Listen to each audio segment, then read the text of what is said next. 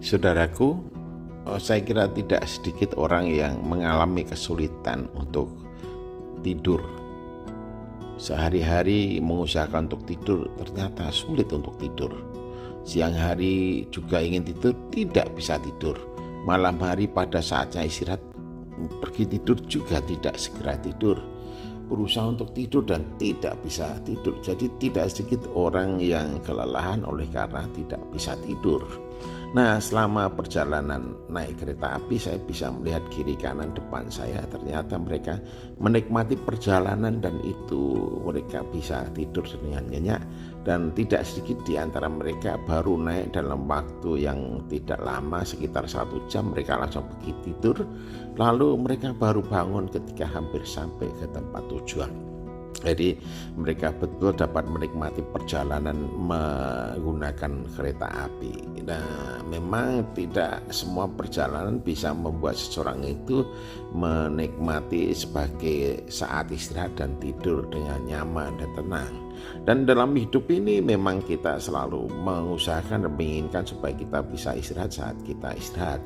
Pergi tidur dan segera tidur. Orang ingin begitu karena memang tidur itu menjadi salah satu bagian yang tidak bisa dilepaskan dari kehidupan seseorang. Ketika sehari dibagi 3, itu 8 jam, 8 jam, 8 jam, 24 jam.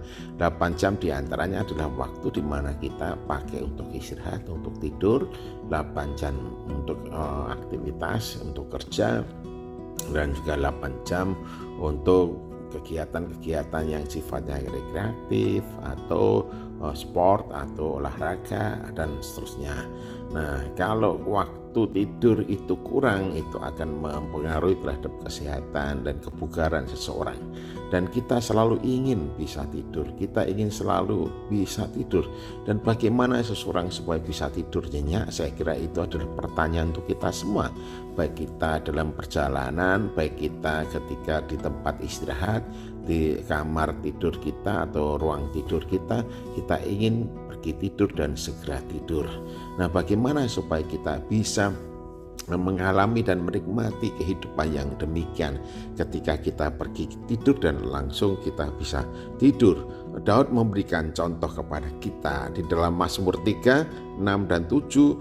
Daud menyatakan demikian, "Aku membaringkan diri lalu tidur. Aku bangun sebab Tuhan menopang aku. Aku tidak takut kepada puluhan ribu orang yang siap mengepung aku." Jadi mengapa Daud bisa menikmati hidup dalam situasi kondisi yang sangat menekan dan mendesaknya, di antara orang-orang yang memusuhinya, di antara aktivitas yang begitu luar biasa, di antara tekanan yang begitu dahsyat. Ketika ia pergi tidur dan segera tidur, mengapa dia bisa menikmati demikian?